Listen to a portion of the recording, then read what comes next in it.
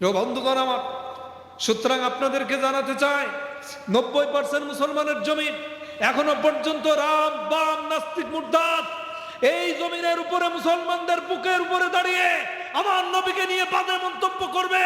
এদেশের লক্ষ কোটি তাওহীদি জনতা থাকতে এত দুঃসাহস পাই কোথায়?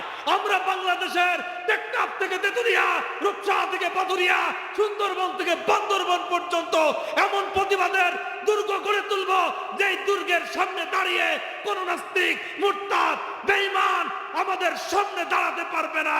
সেই প্রতিবাদে শামিল হতে রাজি আছেন কারা কারা? দুই হাত তুলে আল্লাহকে দেখান। বন্ধুগণ আমার, সুতরাং আপনাদেরকে জানাতে চাই 90% মুসলমানের জমি এখনো পর্যন্ত রাম বাম নাস্তিক মুরতাদ এই জমিনের উপরে মুসলমানদের বুকের উপরে দাঁড়িয়ে আমার নবীকে নিয়ে বাজে মন্তব্য করবে।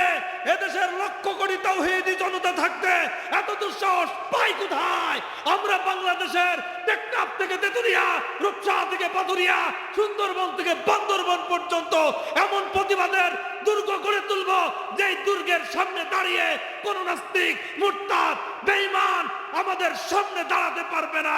সেই প্রতিবাদে শামিল হতে রাজি আছেন কারা কারা? দুই হাত তুলে আল্লাহকে দেখান। দুনিয়ার মুসলমান, এই কোরআন এমন একটা কিতাব, এই কোরআনের কথা যখনই আপনি বলতে যাবেন একদল আসবে, তারা অখুশি হয়ে বসে থাকবে না, আপনার উপরে নির্যাতন চালাবে। যত বাধা, যত বিপত্তি, যত নির্যাতন, যত হামলা, যত মামলা, যত গ্রেফতার আসুক না কেন, সর্বসাকুল্যে যদি মুসলমান দাবি করতে হয় কোরআনের পথে আমাদের কাজ করাই লাগবে। ঠিক না বেঠিক? প্রিয় ভাইয়ের আমার,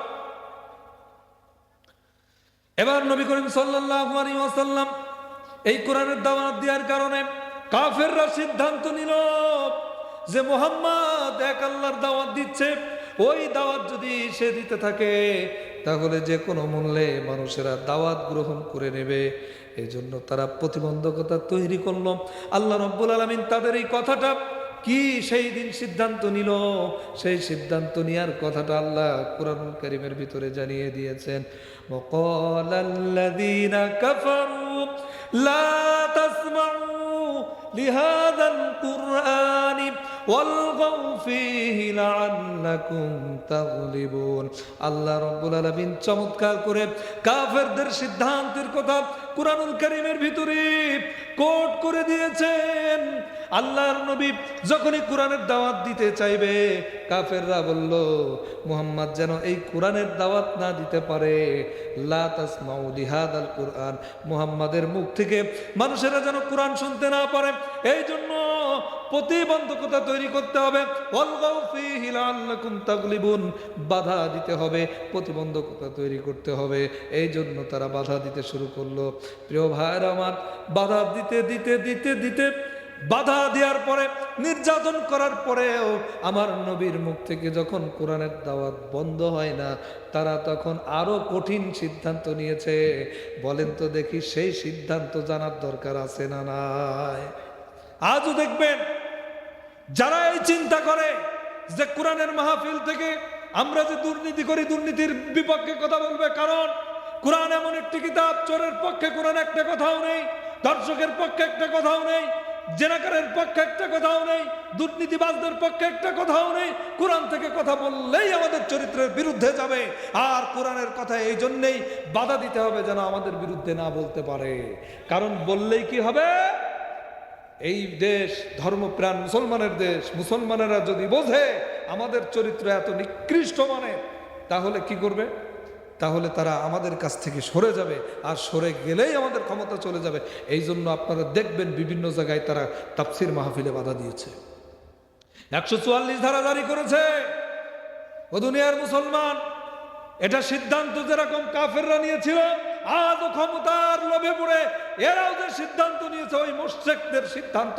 তবে হ্যাঁ, এরা মুসলমান দাবি করলেও অনেকেই যে মুশরিক, আমি সেটা প্রমাণ করব এবং কোরআন দিয়েই করব। একটু অপেক্ষা করেন। কষ্ট হচ্ছে আপনাদের? আপনারা আলোচনা শুনতে রাজি আছেন তো? ইনশাআল্লাহ। প্রিয় ভাইয়েরা আমার, কি সিদ্ধান্ত নিয়েছে দেখেন।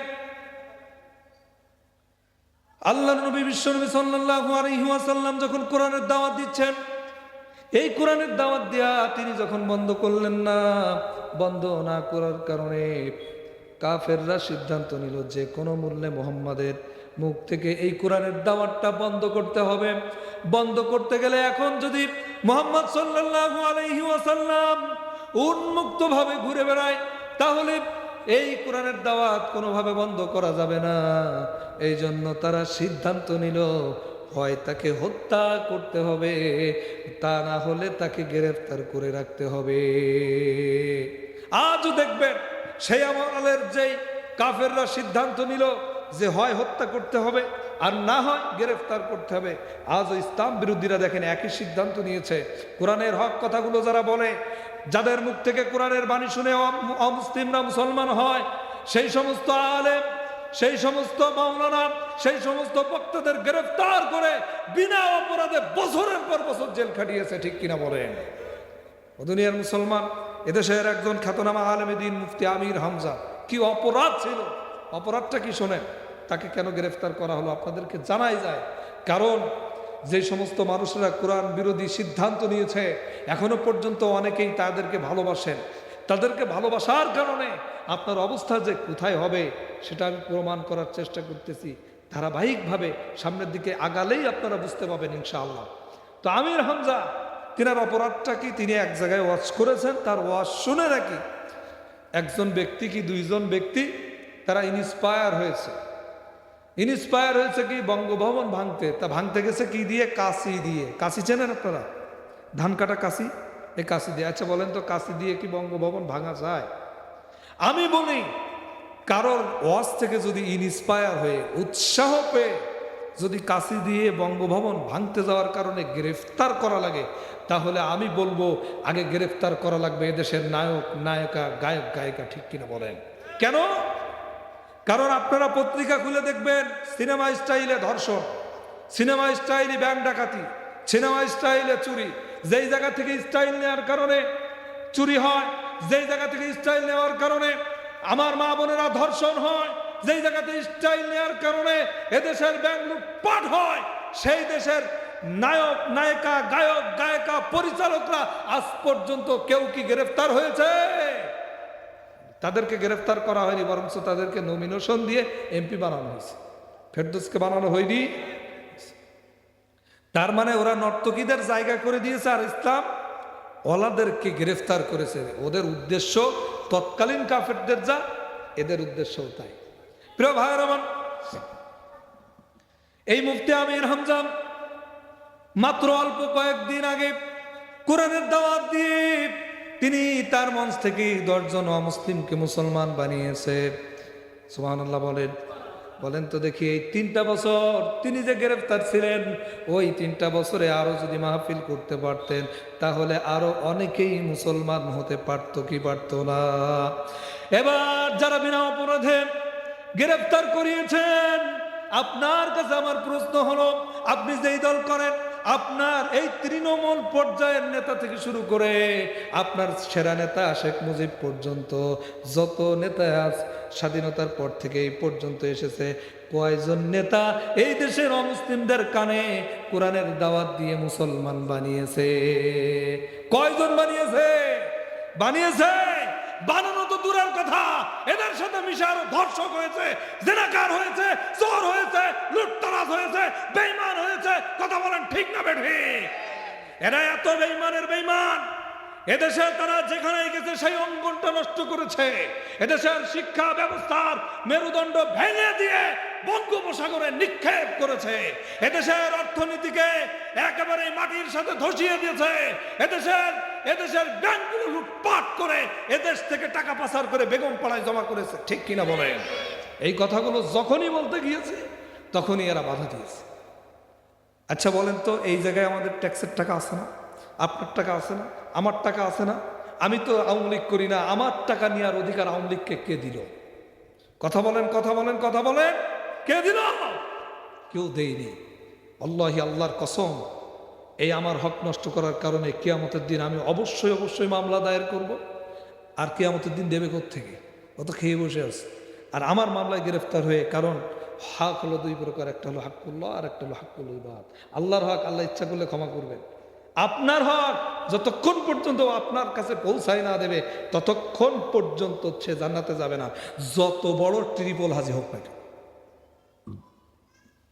প্রিয় ভাইয়ের আমার, বাবাজির আমার, আমি মাঝে মধ্যে উদাহরণ দিই, একটা উদাহরণ দেব। উদাহরণ দিলে আলোচনা বুঝতে সুবিধা হয়। 3 বন্ধু গিয়েছে সফর করতে। আল্লাহ কোরআনুল কারীমের ভিতরে বলছেন, কুল সিরু ফিল আরদ সুম্মা নজুরু কাইফা কানা আকিবাতুল মুকাদ্দিবিন। তোমরা আমার দুনিয়া ঘোরো এবং দেখো আমার নিয়ামতের অস্বীকারীদের পরিণতি আমি কি করেছি। তো 3 বন্ধু চিন্তা করছে, আল্লাহ যেহেতু ঘোরার জন্য বলছে, একটু শিক্ষা নেওয়ার জন্য ঘুরতে যাওয়াই যায়। ঘুরতে যখন গেছে, ইন দ্য মিন টাইম তাদের কাছে টাকা কমে এসছে। একজনের কাছে আছে 5 টাকা, একজনের কাছে আছে 3 টাকা, আর একজনের কাছে আছে 2 টাকা। কয় টাকা হয়? 10 টাকা। আলহামদুলিল্লাহ, আপনারা অঙ্কে বেশ ভালো, প্লাস পাওয়ার মতো ছাত্র আছে এখানে। তার মানে মনোযোগ আছে। আলহামদুলিল্লাহ বলেন, একটু আলহামদুলিল্লাহ বলেন না। প্রিয় ভাইয়েরা, তো 3 বন্ধু যখন সফরে গেছে, মাত্র 10 টাকা আছে। তারা সিদ্ধান্ত নিল এই 10 টাকা দিয়ে এমন কিছু খাদ্য কিনতে হবে যেই খাদ্য খেয়ে আমাদের পেটটা ভরবে, ক্ষুধাটা নিবারণ হবে। কারণ এই খাদ্য যদি, এখন বর্তমান দ্রব্যমূল্যের যা দাম, 10 টাকায় তেমন কিছু হয় না। তাই এমন কিছু খাদ্য কিনতে হবে যে খাদ্য অনেক সময় খাওয়া যাবে আর পেটও ভরবে। তা কি খাদ্য? হিসাব নিকাশ করে দেখেছে, মুড়ি। কি? মুড়ি। এই মুড়ি যখন কিনতে যাবে, এমন সময় শয়তান আল্লাহর কাছে ইরাদা করে এসছে যে আমি কিয়ামত পর্যন্ত বেঁচে থাকার অবকাশ চাই। সুম্মা লাআতিয়ান্নাহুম মিন বাইনি আইদিহিম ওয়া মিন খালফিহিম ওয়া আন আইমানিহিম ওয়া আন শামাইলিহিম ওয়া লা তাজিদু আকসারাহুম শাকিরিন। শয়তান বলছে, আল্লাহ আমি ডান দিক থেকে, বাম দিক থেকে, সামনে দিক থেকে এবং পিছন দিক থেকে, চতুর্দিক থেকে আপনার বান্দাদেরকে আক্রমণ করে এমনভাবে পাকড়াও করবো, ওয়ালা তাজিদু আকসারাহুম শাকিরিন, আপনি দেখতে পাবেন অধিকাংশ বান্দা নাশকরি বান্দায় পরিণত হয়েছে। নাউজুবিল্লাহ বলবেন না? তাহলে শয়তান মানুষের কষ্ট দেওয়ার জন্য আজও আছে না নাই? তো ঠিক শয়তান চিন্তা করতেছে, এরা 3 বন্ধু আল্লাহর জমিনে শিক্ষা নেওয়ার জন্য সফর করতে বের হয়েছে, আর আমি ইবলিস থাকতে কষ্ট দেব না, এটা হতে পারে না। তো আমার মতো একটা পাঞ্জাবি, একটা জুব্বা, দাড়ি, টুপি লাগায়, আসসালামু আলাইকুম ভাই, আমিও তোমাদের মতো একজন পথিক, খুব বিপদগামী, আমার কাছে মাত্র 1 টাকা আছে। তোমাদের ওই 10 টাকা আর আমার এই 1 টাকা দিয়ে তোমরা যদি মুড়ি কিনতে, আমিও একটু খাওয়ার সুযোগ পেতাম। এদের একটু দয়া হয়েছে, যা দি, একটা জুব্বা লাগানো, টুপিওয়ালা, দাড়িওয়ালা মানুষ দিয়েছে। এবার যখন মুড়ি কিনে এনেছে, ওদের ভিতরে যে 5 টাকা দিয়েছে, ও বলতেছে, আচ্ছা আমরা যে 3-4 জনে মিলে মুড়ি কিনলাম, একটা সিদ্ধান্ত বা হিসাব নিকাশ না করে তো খেতে পারি না, তা কি করতে হবে? তো যে দিয়েছে 5 টাকা সে খাবে 5 আঙ্গুল দিয়ে, যে দিয়েছে 3 টাকা সে খাবে 3 আঙ্গুল দিয়ে, যে দিয়েছে 2 টাকা সে খাবে 2 আঙ্গুল দিয়ে, যে দিয়েছে 1 টাকা সে খাবে 1 আঙ্গুল দিয়ে। আচ্ছা, 5 আঙ্গুল দিয়ে মুড়ি খাওয়া যায়, 3 আঙ্গুল দিয়েও খাওয়া যায়, 2 আঙ্গুল দিয়েও 2-4টা ধরা যায়, 1 আঙ্গুল দিয়ে কি মুড়ি খাওয়া যায়? শয়তান সেলুট দেয় আর বলে, ওরে ইবলিসের ইবলিস, এরা যদি থাকে তাহলে আমার আর দায়িত্ব পালন করার দরকার নেই, এদের পাল্লায় পড়ে যা 1 টাকা ছিল তাও হারাই। ও দুনিয়ার মুসলমান, এই উদাহরণ দেওয়ার কারণ হলো, আওয়ামী লীগ তাদের নেতৃত্ব মেনে যে চরিত্রে পৌঁছাই গিয়েছে, তাদের চরিত্র দেখলে স্বয়ং ইবলিস পর্যন্ত লজ্জা পায়। যে দেশে এরা থাকে, আমার এই দেশে আর কাজ করার দরকার নেই, অবসর নেওয়ার টাইম হয়ে গেছে। আপনি দেখেন কত বড় নিকৃষ্ট হলে পরে এরা ভার্সিটির আঙিনায় যে 100 সেঞ্চুরি, মানে ধর্ষণ করে 100 ধর্ষণ করার পরে ওরা উদযাপন করে। নাউজুবিল্লাহ বলে। জাহাঙ্গীরনগর বিশ্ববিদ্যালয়ের জসিম তার নাম। শুধু তাই না, ঢাকা বিশ্ববিদ্যালয়ের ক্যাম্পাসে 16টি বছর একটা মসজিদে মাইক আজান দিতে দেওয়া হয়নি, শুধুমাত্র ছাত্রলীগ নেতার ডিস্টার্ব হবে ঘুমের, এই জন্যে। আপনি বুঝেন? এরপরেও আপনি তাদের মুসলমান বলবেন? প্রিয় ভাইয়ের আমার, বাবাজির আমার, অনেকেই মনে করতে পারে হুজুর রাজনৈতিক বক্তব্য দিচ্ছে। অবশ্যই অবশ্যই রাজনৈতিক বক্তব্য দিচ্ছি। দেওয়ার কারণ হলো, আপনি এই রাজনীতি করেই তো জাহান্নামের অধিবাসী হচ্ছেন। আর এই কোরআনের মাহফিল থেকে, রসুলের সিরাতের মাহফিল থেকে আপনাকে যদি ওই জাহান্নাম থেকে আমি বাঁচাতে না পারি, বলেন তো দেখি আমার অবস্থা। নেতায় আমাদের রাসূলুল্লাহ, লা ইলাহা ইল্লাল্লাহ, লা ইলাহা ইল্লাল্লাহ মুহাম্মাদুর রাসূলুল্লাহ। প্রিয় ভাইরা,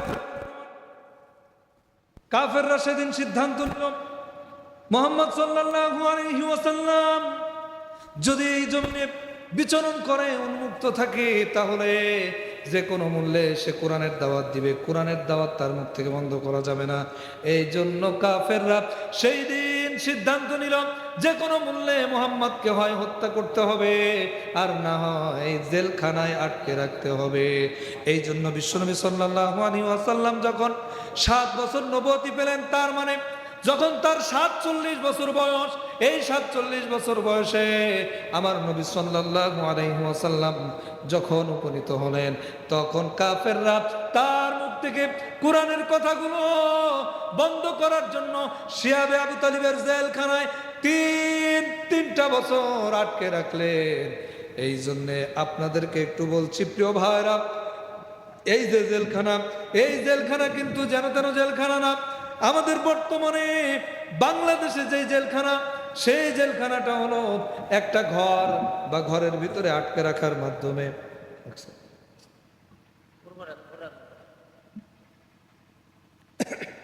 একটা জেলখানা। এই জেলখানাটা হলো বাংলাদেশের যে জেলখানা, এটা ঘর আর চারিপাশে দিয়ে প্রাচীর বেষ্টিত। কিন্তু সেই সময়ের জেলখানাটা কেমন ছিল? সেই সময়ের জেলখানা বর্তমান জেলখানার মতো না। সেই সময়ের জেলখানাটা হলো পাহাড়ের গিরিপর্বত, অর্থাৎ পাহাড়ের ভিতরে যে গিরিপথ, সেই গিরিপথের ভিতরে রাসূলুল্লাহ সাল্লাল্লাহু আলাইহি ওয়াসাল্লাম সহ 2টা গোত্রকে আটকে রাখলেন। এই 2টা গোত্র হলো বনু হাশেম আর বনু মুত্তালিব। 2টা গোত্র হলো বনু হাশেম এবং বনু মুত্তালিব। এই 2টা গোত্রের সবাই কিন্তু মুসলমান ছিল না। খুব ভালো করে লক্ষ্য করবেন, বিশ্বনবী জনাবে মুহাম্মাদুর রাসূলুল্লাহ সাল্লাল্লাহু আলাইহি ওয়াসাল্লাম যেন কোরআনের দাওয়াত দিতে না পারে, এজন্য শিহাবে আবু তালিবের জেলখানায় 3টা বছর আটকায় রাখলেন। সেই দিন সিদ্ধান্ত কি ছিল? ও দুনিয়ার মুসলমান, এই 2টা গোত্রের কাছে আবু জেহেল কর্তৃক প্রস্তাব পেশ করা হলো। 2টা গোত্রের লোকেরা, শুনে রাখো, তোমরা যদি মুহাম্মদকে আমাদের হাতে তুলে দাও তাহলে তোমাদেরকে আমরা মুক্ত করে দেব। এই 2টা গোত্র বনু হাশেম আর বনু মুত্তালিব, তারা মুসলমান ছিল না, কিন্তু রসুলের প্রতি তাদের দয়া, তাদের ভালোবাসা, তাদের মহব্বত এত বেশি ছিলেন, তারা চিন্তা করলো আমরা যদি মুহাম্মদকে আবু জেহেলের হাতে তুলে দিই তাহলে এই সুন্দর ছেলে, এই চরিত্রবান ছেলে, এই ভালো ছেলেকে তারা নির্মমভাবে হত্যা করে ফেলবে। নাউজুবিল্লাহ বলবেন না? প্রিয় বন্ধুগণ আমার, এই জন্য তারা সিদ্ধান্ত নিল স্বয়ং রাসূলুল্লাহ সাল্লাল্লাহু আলাইহি ওয়াসাল্লামের সঙ্গে আমরা কষ্ট করব, তারপরেও এই ছেলেকে তাদের হাতে উঠাই দেব না। এই জন্য রাসূলুল্লাহ সাল্লাল্লাহু আলাইহি ওয়াসাল্লামের সঙ্গে তারাও জেল খাটতে শুরু করে দিলেন। জেলখানায় তাদের শাস্তি কি হলো দেখেন। শাস্তিটা হলো আবু জেহেল কর্তৃক নির্দেশ দেওয়া হলো এই মক্কা নগরীর ভিতরে কেউ তাদের সঙ্গে কথা বলতে পারবে না, কেউ তাদের সঙ্গে লেনদেন করতে পারবে না, কেউ তাদের সঙ্গে ব্যবসা করতে পারবে না, কেউ তাদের কাছে খাদ্য সরবরাহ করতে পারবে না, পানি বন্টন করতে পারবে না। এই নির্দেশ দেওয়া হলো। এই নির্দেশ যখন দেওয়া হলো, শুধু তাই না, ওখান থেকেও যদি কেউ বের হয়ে বাইরে আসে তাদের সঙ্গেও কেউ মেলামেশা করতে পারবে না। এই সিদ্ধান্ত কাফেররা নিল। এরপরে বহিরাগত যেই সমস্ত ব্যবসায়ীগুলো এই মক্কা নগরীর ভিতরে আসে, তারা যেন ওই গিরি পর্বতের ওখানে না যেতে পারে, এই জন্য তাদের প্রতিবন্ধকতা তৈরি করে দিল। প্রিয় বন্ধুগণ আমার, নবী করিম সাল্লাল্লাহু আলাইহি ওয়াসাল্লাম সহ তার সাথী সঙ্গীদের কাছে যেই খাদ্যগুলি ছিল, সেই খাদ্যগুলি সব ফুরায় গেল। ফুরায় যাওয়ার কারণে আমার নবী, বিশ্ব নবী জনাব মুহাম্মদুর রাসূলুল্লাহ সাল্লাল্লাহু আলাইহি ওয়াসাল্লাম খাদ্যের অভাবে এবং তার সাথী সঙ্গীরা খাদ্যের অভাবে এক পর্যায়ে ছাগলের চামড়া পর্যন্ত খাওয়া শুরু করে দিল।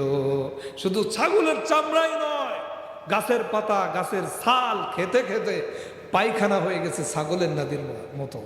প্রিয় বন্ধুগণ আমার, যে নবী করিম সাল্লাল্লাহু আলাইহি ওয়াসাল্লাম যদি আল্লাহ রাব্বুল আলামিনের কাছে দোয়া করতেন অথবা বলতেন, আল্লাহ উহুদ পাহাড়টা আমার জন্য স্বর্ণে পরিণত করে দাও, তাহলে আল্লাহ রাব্বুল আলামিন সেটাই করে দিতেন। কিন্তু কোরআনের দাওয়াত দিতে গিয়ে, ইসলামের দাওয়াত দিতে গিয়ে আজ নবীর উপরে এই নির্যাতন।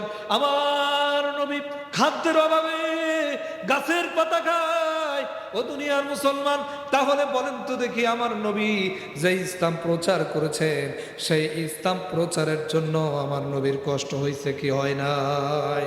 সেই নবী যদি না খেয়ে কষ্ট করতে পারে, সেই নবী যদি মার খেতে পারে, আমরা তার উম্মত হয়ে, আমার নবীর উত্তরসূরি হয়ে কষ্ট করে আল্লাহর জমিনে আলা লাহুল খালকু আলাম সৃষ্টি যার আইন চলবে তার, সেই পরিচয় বহন করে সেই দিন প্রতিষ্ঠা করার জন্য আমরা রাজি আছি না নাই? কারা কারা রাজি আছেন আল্লাহর জমিনে আল্লাহর দিন কায়েমের জন্য? যদি প্রয়োজনে রক্ত দিতে হয়, মার খেতে হয়, ফাঁসির কাস্টে ঝুলতে হয়, তবু আল্লাহর জমিনে আল্লাহর দিন প্রচারের জন্য মৃত্যু কাজ করে দেব। কারা কারা রাজি আছেন? তুই হাত তুলে আল্লাহকে দেখা।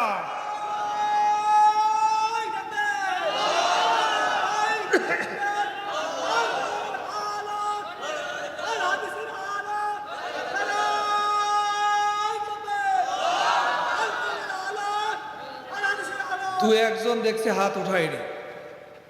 আচ্ছা বলেন তো, আপনার হাত উঠাতে হয়তো একটু কষ্ট হবে, জানি না আপনার নিয়ত কি, কষ্টের জন্য তুললেন না, নাকি আসলে আপনার ইচ্ছা নেই? যদি ইচ্ছা না থাকে, বিশ্বাস করেন আল্লাহ বলছেন ইন্নাকা লা তাহদি মান আহবাবতা ওয়ালাকিন্নাল্লাহা ইয়াহদি মান ইয়াশা। হিদায়াত তো আল্লাহর হাতে, হুজুরের হাতে হিদায়াত না। প্রিয় ভাইয়ের আমার, বাবাজির আমার, নবী করিম সাল্লাল্লাহু আলাইহি ওয়াসাল্লামের চাচা আবু তালিব কথায় কথা বেড়ে যায়। স্বয়ং নবী করিম সাল্লাল্লাহু আলাইহি ওয়াসাল্লামকে এত ভালোবাসতেন, এত ভালোবাসা দিতেন, স্বয়ং নিজের জায়গায় রাসূলুল্লাহ সাল্লাল্লাহু আলাইহি ওয়াসাল্লামকে শোয়াতেন। সে আবু তালিব কোনদিন কালেমা পড়তে পারে নাই। আল্লাহ রাব্বুল আলামিন যখন তার মৃত্যুর সময় দিয়ে দিয়েছে, তখন নবী করিম সাল্লাল্লাহু আলাইহি ওয়াসাল্লাম কাছে গিয়েছেন, যে বলছে চাচা লা ইলাহা ইল্লাল্লাহ শুধু এতটুকু বলো, মুহাম্মদ রাসূলুল্লাহ বলা লাগবে না, এতটুকু যদি তুমি বলতে পারো, আমি বিশ্ব নবী আল্লাহর কাছে সুপারিশ করে তোমার জান্নাতের ব্যবস্থা করব। তারপরেও লোকটি কালেমা পড়তে ব্যর্থ হয়েছে। আল্লাহ রাব্বুল আলামিনের নবী যখন চাচা কালেমা পড়লো না, মন খারাপ হলো। এই মন খারাপ হওয়ার কারণে আল্লাহ রাব্বুল আলামিন কোরআনের এই আয়াতটা নাজিল করে দিয়েছেন, ইন্নাকা লা তাহদি মান আহবাবতা ওয়ালাকিন্নাল্লাহা ইয়াহদি মান ইয়াশা। ও নবী, আপনি কেন মন খারাপ করেন? আপনি শুধু মানুষের কাছে দাওয়াত দিয়ে যান, মানুষেরা দাওয়াত দেওয়ার দায়িত্ব হলো আপনার, হিদায়াত দেওয়ার মালিক হলাম আমি। আমি যাকে হিদায়াত দিই সেই হিদায়াত পায়, আর যাকে হিদায়াত দিই না সে হিদায়াত পায় না। এবার অন্য আরেকটা আয়াতে বলছে, ওয়া আল্লাইসা লিল ইনসানি ইল্লা মা সাআ। মানুষ যা চেষ্টা করে আমি আল্লাহ রাব্বুল আলামিন তাকে তা দান করি। তার মানে আপনি যদি হিদায়াত পাওয়ার চেষ্টা করেন, আল্লাহ তাকে তাই দান করবেন। কিন্তু আপনি যদি চেষ্টা না করেন, বিশ্বাস করেন হিদায়াত পাওয়া আপনার জন্য মুশকিল। এই জন্য চেষ্টার দরকার আছে না নাই? তো ভাইয়া, এবার দেখেন, একদিক থেকে রসুলের জীবনী মিলাচ্ছি, আর একদিক থেকে বর্তমান প্রেক্ষাপট মিলাচ্ছে। তারা কোরআন বন্ধ করার জন্য রসুলকে গ্রেফতার করেছে, এরাও কোরআন বন্ধ করার জন্য রসুলকে গ্রেফতার করেছে।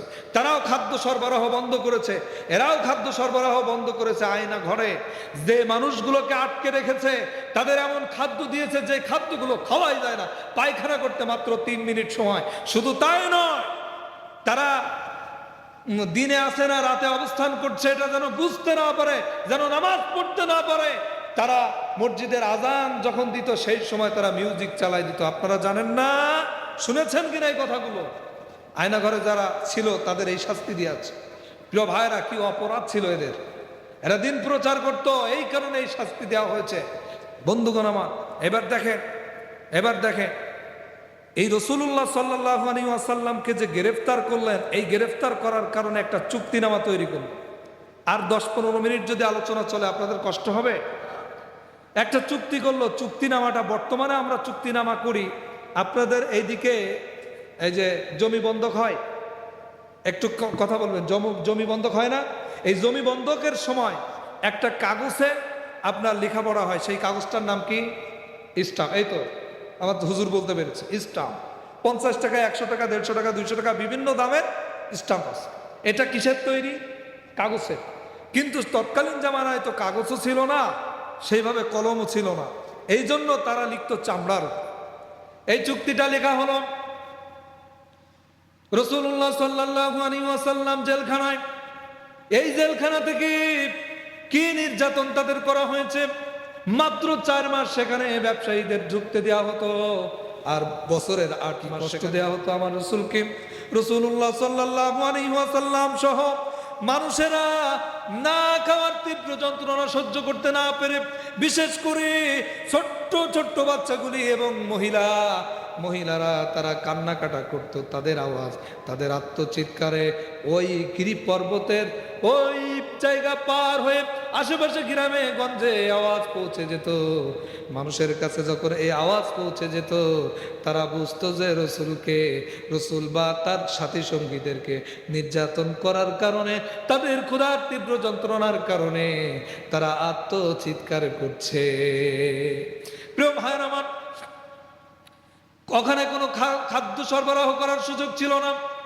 মাত্র 4 মাস ওই মক্কার বাইরে থেকে যে সমস্ত ব্যবসায়ীরা আসতো, তাদেরকে ওখানে ঢোকার অনুমতি দেওয়া হতো, তাও দ্রব্য মূল্যের এত ঊর্ধ্বগতি যে জিনিসগুলো তাদের কোরআন সীমার বাইরে চলে গিয়েছিল, যার কারণে তাদের কিনা অত্যন্ত অসম্ভব হয়ে পড়েছে। ইন দ্য মিন টাইম একজন ব্যক্তি হিশাম বিন আমির, এই হিশাম বিন আমর তিনি চিন্তা করলেন যে রসুলের উপরে এত নির্যাতন করা হচ্ছে, এইটা তো দেখা চোখে আর সহ্য করা যায় না, কি করা যায়? তিনি চলে গেলেন রসুলের ফুফাতো ভাইয়ের কাছে। কার কাছে? রসুলের ফুফাতো ভাইয়ের কাছে। তাকে যেয়ে বললেন, এই যে তাদের উপরে নির্যাতন হচ্ছে, তুমি কিভাবে সহ্য করছো? আমি তো সহ্য করতে পারি না। বলতেছে, এটা তো আমিও সহ্য করতে পারি না, তবে কি করা যায়? আমরা দুইজন সিদ্ধান্ত নিলে তো হবে না। পাশ থেকে রসুলের ফুফু এসে বললেন, ও আমার সন্তান, এই যে হিশাম বিন আমর তোমার কাছে এসেছে, আচ্ছা যে নির্যাতন মুহাম্মাদের উপরে করা হচ্ছে বা তাদের উপরে করা হচ্ছে, তুমি কি দেখছো না তোমার মায়ের বংশের উপরে কি নির্যাতন করা হচ্ছে? তুমি কিভাবে সহ্য করছো? ও দুনিয়ার মুসলমান যুগে যুগে দেখবেন, শুধু পুরুষরা না, ইসলামের জন্য মহিলারাও এগিয়ে এসেছে। আজকে এই যে 24 সালে এসে আপনারা লক্ষ্য করে দেখেন, একটা জালিম সরকারকে পতন ঘটালো। এই যে পতন হলো, শুধু কি ছাত্ররা আন্দোলন করেছে, না সর্বসাধারণ নারী পুরুষ সবাই মিলে আন্দোলন করেছে? বলেন তো দেখি কারা করেছে? সবাই করেছে না? আমি একটা দেখলাম, একজন মহিলা আসলে করে কাঁঠাল তুলে নিয়ে যায় বাচ্চাদের মুখে খাওয়াই দিচ্ছে, আলহামদুলিল্লাহ। আর একটা মাকে দেখলাম, ছোট্ট একটা বাচ্চা মেয়ে, সেটা নিয়ে গেছে ওখানে। তার কাছে জিজ্ঞেস করা হলো, এ তো কিচ্ছু করতে পারবে না, বরং ওর ক্ষতি হতে পারে, আপনি একে নিয়ে আসছেন কেন? বলতেছে, আজকে যারা ময়দানে আমার সন্তানরা কাজ করতেছে, এই সন্তানের মায়ের কথা বলছেন, যারা আজকে ময়দানে আন্দোলন করতেছে তারা কি আমার সন্তান না? যুগে যুগে এরকম কিছু প্রতিবাদী মহিলা তৈরি হয়েছে বলেই আজকে জালেমের জুলুম থেকে আমরা মুক্ত হয়েছি। কথা বলেন ঠিক না বেঠিক? ও দুনিয়ার মুসলমান, এই জন্য ইসলাম প্রচারের জন্য, ইসলাম প্রতিষ্ঠার জন্য পুরুষদের যেরকম ভূমিকা থাকা দরকার, আমাদের মা বোনদেরকেও ঠিক তেমন ভূমিকা থাকা দরকার। কারণ ভূমিকা যখন সবাই রাখবে, ইসলাম প্রতিষ্ঠিত হতে মোটেও সময়। প্রিয় ভাইরা আমার, রাসূলুল্লাহ সাল্লাল্লাহু আলাইহি ওয়াসাল্লামের ফুফু চিন্তা করলেন, তার ছেলেকে বললেন, তোমার মায়ের বংশের উপরে কি নির্যাতন হচ্ছে আর তুমি চুপ করে থাকছো?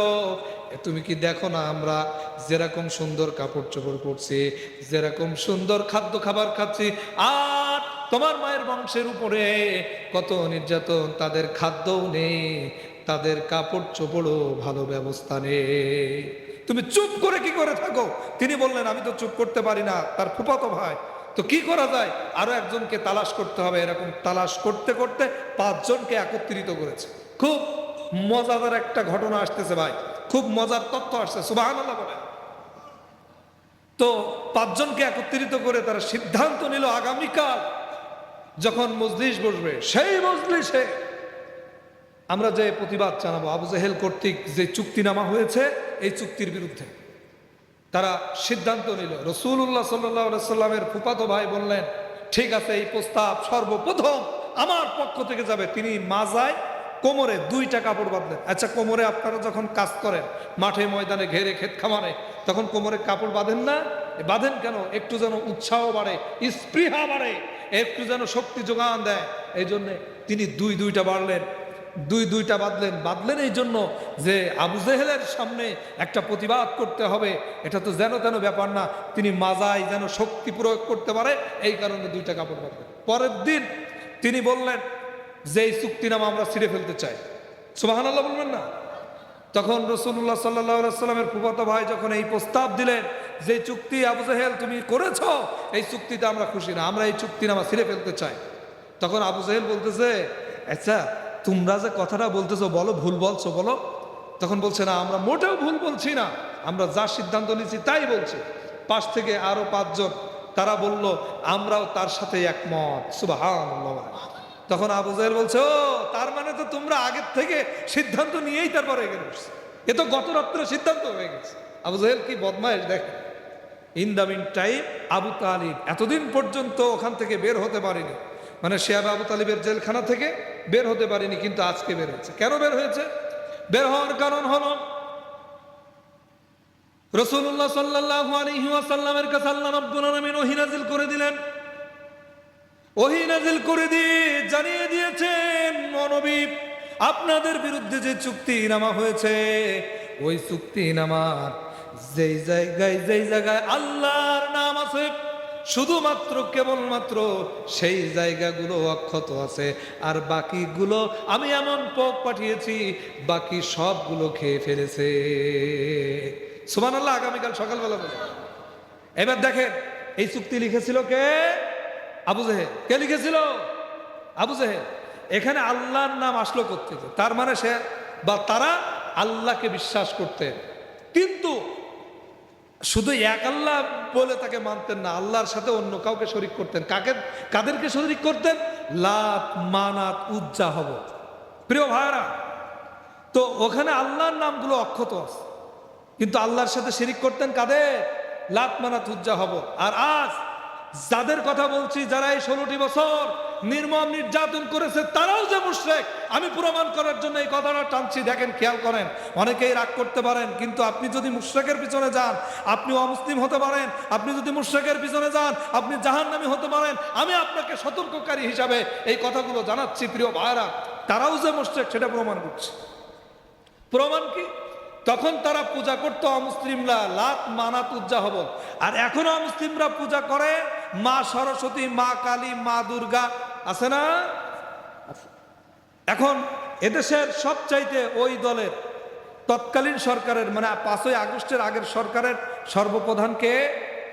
শেখ হাসিনা। কে? তিনি একবার পূজা মণ্ডপে গেলেন, আপনারা অনেকেই জানেন, যে বলছে এবছর মা দুর্গা নৌকায় করে চড়ে এসেছে বলে ফসল ভালো হয়েছে। নাউজুবিল্লাহ বলেন। এই কথা বলেছে না? বলেছে। এই কথা বলার সঙ্গে সঙ্গে যে ঈমান চলে গেছে সেটা এবার প্রমাণ করছি। আচ্ছা, ফুল ফসল এটা তো রিজিকের অংশ। রিজিকের অংশ না? ফসল রিজিকের অংশ না? রিজিক একমাত্র দেন কে?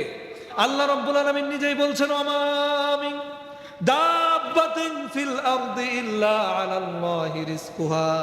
এই পৃথিবীতে বিচরণশীল যত প্রাণী রয়েছে সবার রিজিকের ব্যবস্থা আমি আল্লাহ রাব্বুল আলামিন করি। ও দুনিয়ার মুসলমান, যখনই আল্লাহর সাথে ডিনাই করে বললেন মা দুর্গা এইবার নৌকায় চড়ে এসেছে বলে ফসল ভালো হয়েছে, সঙ্গে সঙ্গে শেখ হাসিনার ঈমান চলে গেছে। যতক্ষণ পর্যন্ত তওবা না করবে ততক্ষণ পর্যন্ত এই মুসলমান দাবি করতে পারবে। এটা তো গেল তার আমলনামা। এবার তারপরে যে তার পদস্থান উবাইদুল কাদের, তার আমলনামা একটু ঘেটে আসি। দেখেন, তিনি এই নির্বাচন, যে নির্বাচন সর্বশেষ হলো এমপি নির্বাচন, এই নির্বাচনের আগে বললেন যে নির্বাচন ব্যতি রেখে অপশক্তি মাঠে নেমেছে, এই অপশক্তি বিনাশ হোক, মা দুর্গার কাছে কামনা থাকবে। নাউজুবিল্লাহ বলেন। ও দুনিয়ার মুসলমান, অনেকের মনে কষ্ট লাগতে পারে, আমি কষ্ট দিচ্ছি না এই কথাগুলো বলার কারণে কিভাবে ঈমান চলে গেছে। দেখেন, আপনারা জানেন এই যে ঈশার নামাজ আদায় করলাম, ঈশার নামাজে সূরা ফাতিহা তেলাওয়াত হয়েছে কি হয় নাই? বিশ্বনবী সাল্লাল্লাহু আলাইহি ওয়াসাল্লাম বলেন, মাল্লাম ইয়াকরাউ লা সালাতা ইল্লা বিফাতিহাতিল কিতাব। সূরা ফাতিহা ছাড়া নামাজ হয় না। এবার বলেন তো সূরা ফাতিহার ভিতরে একটা আয়াত আছে, ইয়াকা না'বুদু ওয়া ইয়াকা নাস্তাঈন।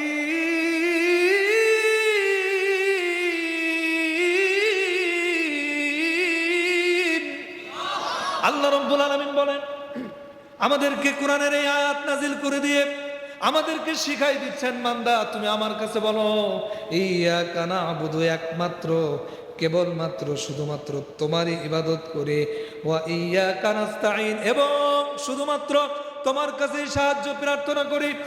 ভাই, আল্লাহকে বাদ দিয়ে অমুসলিমরা, মুশরিকরা যে আল্লাহর সাথে শিরিক করে মা দুর্গার পূজা করে, মা কালীর পূজা করে, মা সরস্বতীর পূজা করে, সেই মা দুর্গার কাছে আপনি মুসলমান যখন কামনা করলেন, বলেন তো দেখি আল্লাহর সাথে শিরিক হয়েছে কি হয় নাই? শিরিক হয়েছে। আর শিরিক করার কারণে সঙ্গে সঙ্গে আপনার ঈমান চলে গেছে। কেন চলে গেছে? প্রিয় ভাইরা আমার, আল্লাহ রাব্বুল আলামিন কোরআনুল কারীমের আয়াত নাযিল করছেন, ইয়া বুনাইয়া লা তুশরিক বিল্লাহ।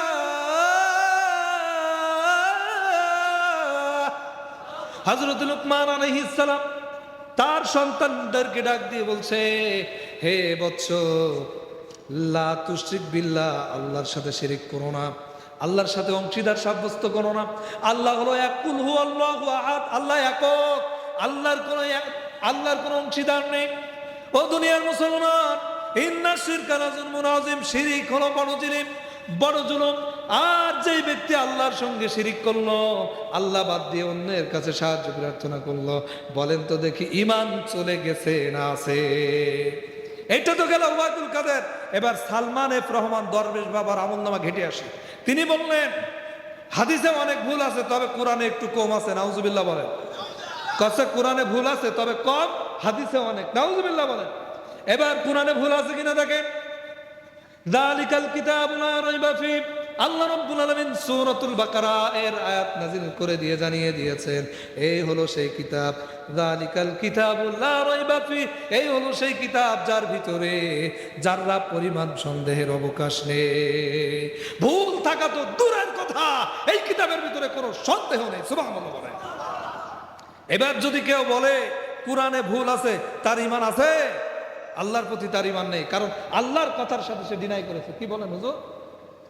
এবার বলেন, এদের সাথে যদি আপনি রাজনীতি করেন, এদের সাথে যদি উঠা বসা করেন, ওদের নেতৃত্ব মানেন, তাহলে কি হবে? সব কথা আল্লাহ কোরআনে জানাইছে। এই কথাগুলো যদি রাজনীতি হয়, তাহলে আল্লাহ রাজনীতির কথাই বলছে। এবার দেখেন আল্লাহ কি বলছে। আগে একটা হাদিস আপনাদেরকে জানাই। قال النبي صلى الله عليه وسلم من تشبه بقوم فهو منهم। বিশ্বনবী সাল্লাল্লাহু আলাইহি ওয়াসাল্লাম বলেন, যার সাথে যার সম্পর্ক তার সাথে হাসর। এইবার বলেন, ওবায়দুল কাদের শেখ হাসিনার সাথে যদি আপনার রাজনৈতিক সম্পর্ক থাকে, তাহলে আপনার হাসর কার সাথে?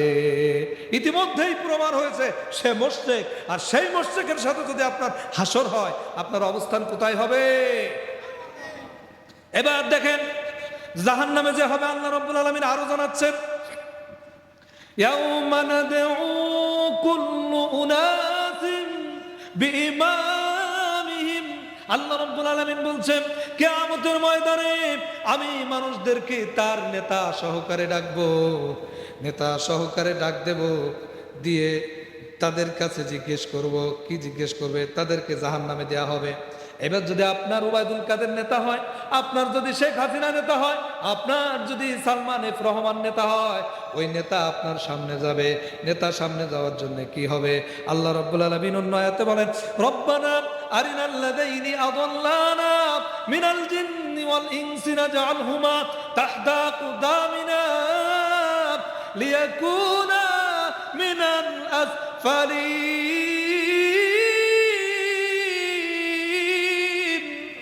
আল্লাহ রাব্বুল আলামিন বলছেন, কিয়ামতের ময়দানে এই কর্মীগুলো সেই দিন বলবেন, রব্বানা আরিনাল লাযাইনি আযাল্লানা, হে আমাদের রব, যাদের নেতৃত্ব মেনে দুনিয়াতে চলছিলাম, যাদের নেতৃত্ব মেনে কোরআন মানিনি, যাদের নেতৃত্ব মেনে মানুষের উপরে জুলুম করেছি, যাদের নেতৃত্ব মেনে রাস্তা খেয়েছি, কালভার্ট খেয়েছি, ব্রিজ খেয়েছি, যাদের নেতৃত্ব মেনে বিধবা কার্ড খেয়েছি, যাদের নেতৃত্ব মেনে বয়স্ক ভাতা খেয়েছি, যাদের নেতৃত্ব মেনে মানুষের ভোটার অধিকার কেড়ে নিয়েছি, যাদের নেতৃত্ব মেনে ঘরের থেকে উঠাই নিয়ে গিয়ে তাদের বিরুদ্ধে মামলা দিয়েছি, আম বাগানে বম বানাতে বানাতে ধরে এনেছি, ওই সমস্ত নেতারা আজকে কোথায়? তাদের আমাদের সামনে এনে দিন। আজকে তাদের, আমরা তো জাহান্নামী হয়ে যাব, তাদেরকে আমাদের পায়ের নিচে পিষ্ট করে দিয়ে আমরা জাহান্নামে যাব, তাদের সাথে করে নিয়ে যাব। এইবার বলেন তো দেখি, নেতাও জাহান্নামী, কর্মীও জাহান্নামী। এখন বলেন তো দেখি, এই সমস্ত মুশরিকদের নেতা কর্মী যদি আপনি হন, তাহলে আপনার অবস্থা কোথায়? জাহান্নাম। সুতরাং সেই জাহান্নামে যেতে চান আপনারা? আমরা জাহান্নামে যেতে চাই না, আমরা জান্নাতে যেতে চাই। প্রিয় ভাইরা, এই কথাগুলো আগে বলতে পারতাম না, আমাদেরকে প্রতিবন্ধকতা তৈরি করে দিত। কিন্তু তাদের চরিত্র যে এত নিকৃষ্ট, মানুষকে যে এত জ্বালিয়েছে, আহারে কি অপরাধ ছিল! ইসলামী আন্দোলনের কর্মীদের শীতকালে ঘর থেকে উঠিয়ে নিয়ে গেছে, মামলা দিয়েছে, আম বাগানে, কাঁঠাল বাগানে, লিচু বাগানে বম বানাতে বানাতে ধরে এনেছি। ঠিক কিনা বলেন? দুনিয়ার মুসলমান, আল্লাহ ছাড় দেন, ছেড়ে দেন না, মনে রাখবেন প্রত্যেকটা হিসাব আল্লাহর দরবারে পাইকুমাই দিতে হবে। ঠিক কিনা বলেন? আমি মাঝে মধ্যে উদাহরণ দিই, আরেকটা উদাহরণ দিই, আলোচনা শেষের দিকে যাচ্ছে। এক চেয়ারম্যানের কাছে 3টা চোর ধরা পড়েছে, মানে এক এলাকায় 3টা চোর ধরা পড়েছে, ধরে গণধুলায় দিয়ে চেয়ারম্যানের কাছে এনেছে। চেয়ারম্যান বলছে, চেয়ারম্যানের কাছে যখন আনছে, চেয়ারম্যান বিচার করতে যাবে, ইন দা মিন টাইম এমন সময় চোরেরা হাত পায়ে জড়ায় ধরেছে যে আমরা এই প্রথম চুরি করতে গেছিলাম, আর কখনো যাবো না, আপনি মাফ করে দেন। এবার চেয়ারম্যানের একটু দয়া হয়েছে, ঠিক আছে তোরা যেহেতু মাপ চাইছিস, বিচার গতানুগতিক বিচার করবো না, একটু ভিন্ন কায়দায় তোদের বিচার করবো। তা কি, যা তোরা বাজারে যে আমার জন্য খুশি হয়ে 3টা ফল দিয়ে কিনে আয়। একটু কথা বলেন, কিনে আয়, ফল আন। ফল আনতে গেছে, ফল এনেছে। এবার চেয়ারম্যান সাহেব প্রথম চোরকে ডাকছে, তুই আয়, কি এনেছিস? কয় আম। কাট। কেটেছে। কয় বিসি কয়টা? কয় একটা। যা, যেহেতু তুই যেই ফল এনেছিস সেই ফলে বিসি একটা, তোর আমি 1 বছরের জেল দিয়ে দিলাম। এ হাওমাও করে কাঁদা শুরু করেছে। চেয়ারম্যান সাহেব, আমার যদি 1 বছরের জেল দেন, তাহলে আমি তো, আমার বাচ্চা কাচ্চা, বউ বাল বাচ্চা না খেয়ে মারা যাবে, আপনি খবরদার এই কাজ করবেন না। কান্না কাটা শুরু করে বলতেছে, না আমি বিচার একটু ভিন্ন আঙ্গিকে করার চিন্তা ভাবনা করছিলাম, যেহেতু এই চিন্তা ভাবনা করেছি, 1 বছর তোর জেল খাটাই লাগবে, কোন রকম মৌকুফ হবে না, যা তুই 1 বছরের জেল। এই দ্বিতীয় জন, তুই আয়, কে এনেছিস? কয় আপেল। কাট। বিসি কয়টা? কয় 5টা। যা, তোর 5 বছরের জেল। আচ্ছা, আগে যার 1 বছরের জেল হয়েছে, সে যদি কাঁদে, 5 বছরের অবস্থা কি হওয়ার কথা? আরো বেশি কাঁদার কথা না? কিন্তু এ হা হা করে হাসা শুরু করেছে। কি রে, ওর 1 বছরের জেল দিলাম, ও কাঁদে, আর তুই হাসিস কেন? বলতেছে, আমি কি আমার কথা চিন্তা করে হাসতেছি? আমি তো পরের জনের কথা চিন্তা করে হাসতেছি। কয় তার মানে হচ্ছে বাজারে এত ফল থাকতে ও তরমুজ কিনতে গেল কেন? মানে তরমুজের বিসি এত বেশি, আপনি যদি ওর প্রত্যেকটা বিসি গুনে গুনে জেল দেন, ওর তো বিসি গুনে শেষ হবে না, ওর জেল শেষ হবে না, ও শেষ হতে হতে ও তো মারা যাবে। ও দুনিয়ার মুসলমান, এটা শুধু হাসির খোরাকি দিচ্ছি না।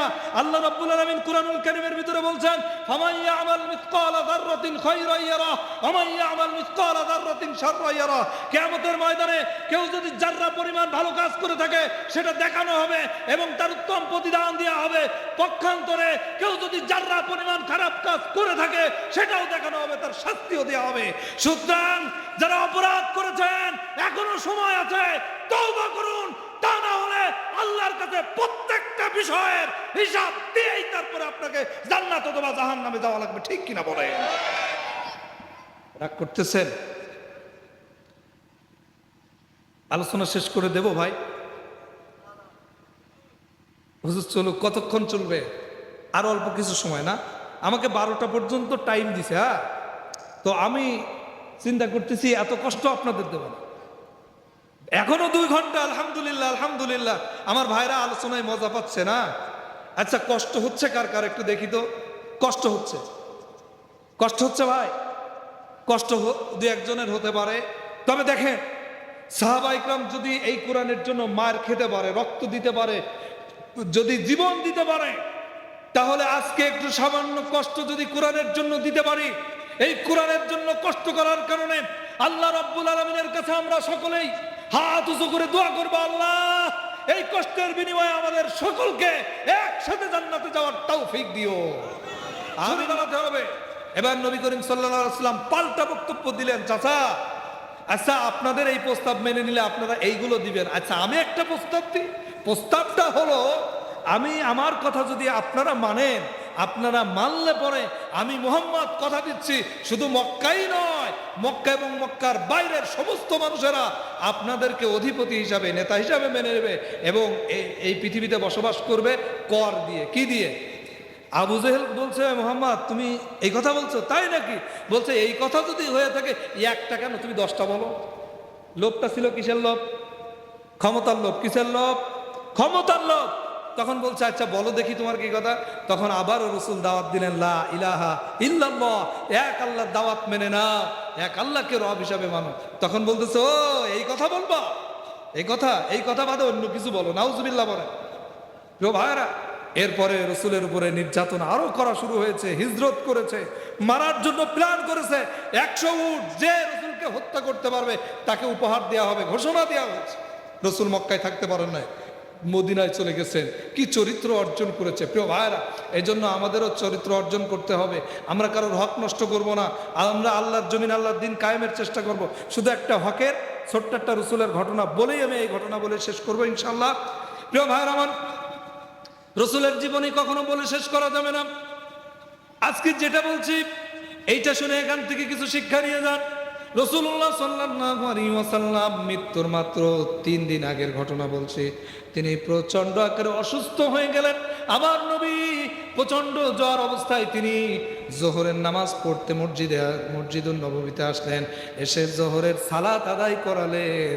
জোহরের সালাত আদায় করানোর পরে তিনি ঘোষণা দিলেন, কে কোথায় আছো? এই মুহূর্তে আমার সামনে হাজির হয়ে যাও।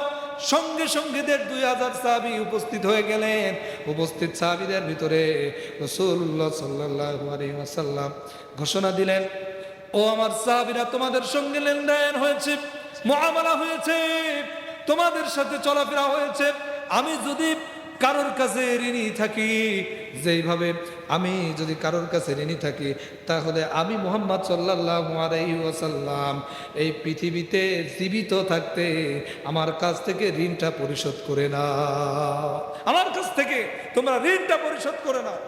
ও দুনিয়ার মুসলমান, খুব ভালো করে লক্ষ্য করবেন, রাসূলুল্লাহ সাল্লাল্লাহু আলাইহি ওয়াসাল্লাম জিনার লেনদেন ভালো ছিল। জিনার মতো চরিত্রবান কেউ নেই। তিনি যদি মৃত্যুর আগে মানুষকে, উপস্থিত ব্যক্তিদেরকে জিজ্ঞেস করে, আমি যদি ঋণ থাকি আমার কাছ থেকে সেই ঋণ পরিশোধ করে নাও, তা না হলে কিয়ামতের ময়দানে এই ঋণের কারণে আল্লাহর কাছে জবাব দিতে হবে। আচ্ছা বলেন তো, অনেকে আছেন না, অনেকের টাকা পয়সা মেরে খান, বোনের জমি ফাঁকি দেন, মেয়ের জমি ফাঁকি দেন, ভাইয়ের জমি ফাঁকি দেন, মামারা ভাগ্নেদের জমি ফাঁকি দেন, চাচারা ভাইপোদের জমি ফাঁকি দেন, এরকম আছে না? আপনার অবস্থা কি হবে মনে করবেন। আগেই বলছি, হাক্কুল্লাহ আর হাক্কুল ইবাদ, বান্দার হক যতক্ষণ পর্যন্ত পূরণ না করবেন, স্বয়ং নবী পর্যন্ত আল্লাহর কাছ থেকে ক্ষমা পাবে না। তাহলে আপনি আমি কোথায় আকার কে বলেন তো? কেউ কোনো হাত তুলল না।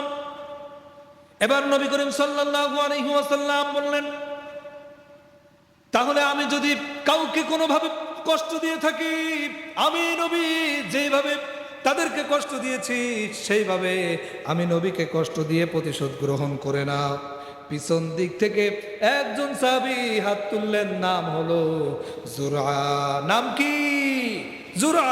এই জুরআ রাদিয়াল্লাহু তাআলা হাত তুললেন নবী করিম সাল্লাল্লাহু আলাইহি ওয়াসাল্লামের বিরুদ্ধে প্রতিশোধ নেওয়ার জন্য। প্রিয় ভাই আমার, বাবাজির আমার, এবার নবী করিম সাল্লাল্লাহু আলাইহি ওয়াসাল্লাম বললেন, ও জুরআ, কিসের প্রতিশোধ নিতে চাও? ইয়া রাসূলুল্লাহ, ইয়া হাবিবাল্লাহ, খন্দকের ময়দানে পরীক্ষা খননের সময় আপনিও পরীক্ষা খনন করছিলেন, আমিও করছিলাম। আপনার কাজটা আগে সম্পাদন হয়ে গেল, যার কারণে আপনি ঘোড়াটা চালানোর জন্য আগে ঘোড়াটা চালালেন চলে যাওয়ার জন্য। আপনি যখন ঘোড়াটা চালালেন, ঘোড়া চালাতে গিয়ে চাবুক দিয়ে ওই ঘোড়ার পিঠে মৃদু আঘাত মেরেছিলেন, সেই আঘাতের একটা অংশ আমার পিঠে লেগেছিল। ইয়া রাসূলুল্লাহ, ইয়া হাবিবাল্লাহ, সেই দিনের সেই আঘাতের প্রতিশোধ আজকে নিতে চায়। রাসূলুল্লাহ সাল্লাল্লাহু আলাইহি ওয়াসাল্লাম হযরত আনাসকে ডাকলেন, হে আনাস, যাও যাও যাও, বাইতুল মালে চাবুকটা রাখা আছে, বাইতুল মালে যে চাবুকটা নিয়ে আসো। সঙ্গে সঙ্গে হযরত আনাস রাদিয়াল্লাহু তাআলা আনহু যে চাবুকটা আনলেন, এনে রাসূলের হাতে দিলেন।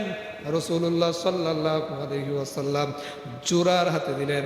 জোরার হাতে দিয়ে বলছে, ও জোরা, সেই দিনের সেই প্রতিশোধ আজকে নিয়ে নাও, তা না হলে কিয়ামতের ময়দানে এই প্রতিশোধ নেওয়ার সুযোগ পেয়ে যাবে। আমি দুনিয়া থেকে সকলের হিসাব নিকাশ মিট করে দিতে চাই। সুবহানাল্লাহ। প্রিয় ভাইরা, এই জন্য যারা মিথ্যা হামলা মামলা দিয়ে মানুষকে কষ্ট দিয়েছেন, এই কষ্টের প্রতিশোধ যদি কিয়ামতের দিন তারা দিন নেওয়ার সুযোগ পায়, আপনার অবস্থা কি হবে একটু হিসাব করেন। এখনো সময় আছে, ক্ষমা চেয়ে দুনিয়া থেকে মাপ চেয়ে যান। প্রিয় ভাইরা আমার, এমন সময় হযরত ওমর রাদিয়াল্লাহু তাআলা আনহু দৌড়ে চলে আসলেন। এবার আপনাদের কাছে আমার প্রশ্ন হলো, বলুন তো দেখি, হযরত ওমর রাদিয়াল্লাহু তাআলা আনহু গরম মানুষ না নরম মানুষ? হযরত ওমর রাদিয়াল্লাহু তাআলা আনহু রাগান্বিত কণ্ঠে, বজ্র কণ্ঠে বলে উঠলেন, হে জুরা, আমি ওমর থাকতে রাসূলের প্রতি আঘাত করতে আসিস? এত দুঃসাহস তোর কে দিয়েছে? কে দিয়েছে তুই আমার সামনে আঘাত করবি রাসূলকে? বলতেছে, ওমর, গরম দেখায় না, আজকে রাসূল অধিকার দিয়েছে প্রতিশোধ গ্রহণের, তুমি বাধা দিয়ে আর কে? তুমি সামনে থেকে সরে যাও। ওমর বুঝতে পারলেন আজকে আর কোনো আমার কণ্ঠের দাম নেই, আজকে আর কোনো আমার রাগের কোনো দাম নেই।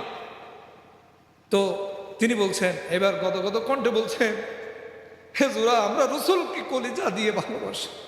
রাসূলকে সাহাবীরা কত ভালোবাসতেন। একজন রাসূল সাল্লাল্লাহু আলাইহি ওয়াসাল্লাম জিহাদের ময়দানে যাচ্ছে, এমন সময় একজন মা তার ছোট্ট সন্তানকে রাসূলের সামনে আনলেন, এনে বলছে, ইয়া রাসূলুল্লাহ, আমার বাড়িতে যদি কোনো যুবক থাকতো, আমার স্বামী থাকতো, আমার সন্তান থাকতো, অবশ্যই আপনার সঙ্গে জিহাদের ময়দানে সঙ্গী করে পারতাম, কিন্তু কেউ যেহেতু নেই, আমার এই ছোট্ট বাচ্চাটা আপনি জিহাদের ময়দানে নিয়ে যান।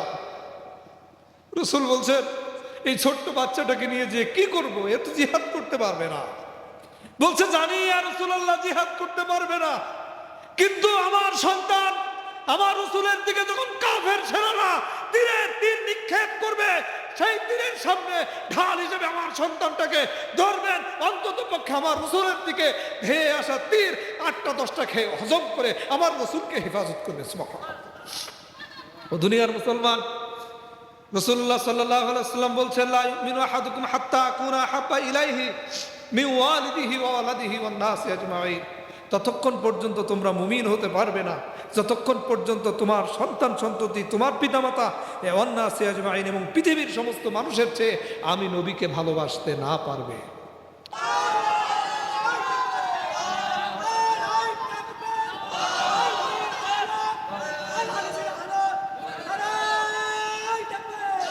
প্রিয় ভাইয়ের আমার, বাবাজিরা আমার, রাসূলুল্লাহ সাল্লাল্লাহু আলাইহি ওয়াসাল্লাম যখন অনুমতি দিলেন জুরা রাদিয়াল্লাহু তাআলা আনহুকে, তখন ওমর আজকে আর বাধা দিতে পারবে না। এমন সময় ওমর ডাক দিয়ে বলছে, জুরা, ঠিক আছে, তাহলে রাসূলের পিঠে একটা আঘাতের বদলে যদি তুই 100 আঘাত মারতে চাস, তাহলে আমি ওমর পিঠ পেতে দিলাম, আমার পিঠে মার। তবু রাসূল অসুস্থ, সেই রাসূলের পিঠে তুই আঘাত করিস না। বলছে, ওমর, আজকে কোনো কিছুতে কাজ হবে না, আমার সামনে থেকে সরে যাও। এমন সময় হযরত আবু বকর রাদিয়াল্লাহু তাআলা আনহু দৌড়ে চলে আসলেন। জুরা, আজকে রাসূল তোর অনুমতি দিয়েছে, ঠিক আছে, কিন্তু রাসূলের আমরা কলিজার চাইতে বেশি ভালোবাসি, সেই রাসূলকে তুই আঘাত করিস না। একটা আঘাতের বদলে যদি 1000 আঘাত মারতে মনে চায়, আমি আবু বকর পিঠ পেতে দিচ্ছি, আমার পিঠে মার। আল্লাহু আকবার। বলছে, আবু বকর, আজকে রাসূল অনুমতি দিয়েছে, তুমি বাধা দিও না, সরে যাও, সরে যাও আমার সামনে থেকে। সরে গেলেন। এবার জোরা বলছে, ইয়া রাসূলুল্লাহ, ইয়া হাবিবাল্লাহ, খন্দকের ময়দানে যেদিন আপনি পরীক্ষা খনন করছিলেন, আমি করছিলাম, সেই দিন প্রচন্ড আকারে গরম ছিল। গরম থাকার কারণে আমার গায়ের জুব্বাটা খুলে কোমরে বেঁধেছিলাম। ইয়া রাসূলুল্লাহ, আজকে আপনার শরীরেও জামা থাকুক, আমি জোড়া চাই না, আপনার পিঠ উন্মুক্ত করে দিন। রাসূলুল্লাহ সাল্লাল্লাহু আলাইহি ওয়াসাল্লাম এবার পিঠের এই জামাটা, তিনি ঢিলা ঢালা জামা পরতেন, উঁচু করে দিলেন। উঁচু করে দেওয়ার পরে রসুলের পিঠে একটা মোহরে নবুয়াত ছিল, ডিম্বাকৃতির গোলাপি কালারের। রসুল বলছেন, কোনো ব্যক্তি যদি এখানে চুম্বন দিতে পারে, চুমা দিতে পারে, তাহলে সেই ব্যক্তি জান্নাতে চলে যাবে। সুবহানাল্লাহ। হযরতে জুরা যেই উন্মুক্ত পিঠ পেলেন, তিনি চাবুকটা দূরে ছুঁড়ে মারলেন আর রসুলকে বলছেন, ইয়া রাসূলুল্লাহ, আপনাকে কলিজার চাইতে আমি জোড়া বেশি ভালোবাসি, কিন্তু এই নাটকটা করার জন্য আমি আজকে ক্ষমা প্রার্থী, এই জন্য নাটকটা করলাম। এই নাটক না করলে তো এই মোহরে নবুয়াতে চুম্বন দিতে পারতাম না। তিনি চুম্বন এঁকে দিলেন আর বললেন, এই সুযোগ আমি হাতছাড়া করবো না বলেই এই নাটক করেছি, রসুল আপনি মাফ করে দেন। হযরত রাসূলুল্লাহ সাল্লাল্লাহু আলাইহি সাল্লাম তার চুলটা ধরে সামনে আনলেন, এসে বলছে, হে জারির, তুমি তো, হে জুরা, তুমি তো জান্নাতি হয়ে গেলা। চিৎকার দিয়ে বলেন সুবহানাল্লাহ। তো ভাইরা, তাহলে যদি আপনারা জান্নাতি হতে চান কি করতে হবে? আল্লাহ বলে দিচ্ছেন, কুল ইন কুনতুম তুহিব্বুনাল্লাহ ফাত্তাবিউনি ইউহিব্বুকুমুল্লাহু ওয়া ইয়াগফির লাকুম যুনুবাকুম। আল্লাহ রাব্বুল আলামিন জানালেন, ও নবী আপনি বলুন, যারা আল্লাহকে ভালোবাসতে চায় তারা যেন আপনাকে অনুসরণ করে। আপনাকে অনুসরণ করলে আমি আল্লাহ নিজেই ভালোবাসবো, আর নিজেই ভালোবেসে ক্ষান্ত হব না। আমি তাদের জীবনের সমস্ত গুনাহগুলো মাফ করে দেব, কারণ আল্লাহু গফুরুর রহিম, আমি আল্লাহ অতীব দয়ালু ক্ষমাশীল। সুতরাং জান্নাতে যেতে হলে আল্লাহর ক্ষমা ছাড়া জান্নাতে যাওয়া যাবে? জান্নাতে যাওয়া যাবে না আল্লাহর ক্ষমা ছাড়া। আর সেই ক্ষমা পেতে হলে কার অনুসরণ করতে হবে? রান্নাঘর থেকে নিয়ে রাষ্ট্রভবন পর্যন্ত সব জায়গায় রসুলের সিরাত আছে, সব জায়গায় রসুলের জীবনী আছে। সুতরাং আমরা সেটা অনুসরণ করে জান্নাতের অধিবাসী হতে চাই। আল্লাহ আমাদের সকলকে তৌফিক দিক, বলেন আমিন। সম্মানিত ভাইরা, অনেক কথা হলো, আরো কথা ছিল বলতে পারলাম না, যদি সুযোগ পেতাম বলতাম। তো যা কথা হয়েছে সংক্ষিপ্ত আকারে আল্লাহ আমাদের মেনে চলার তৌফিক দিক, বলেন আল্লাহুম্মা আমিন।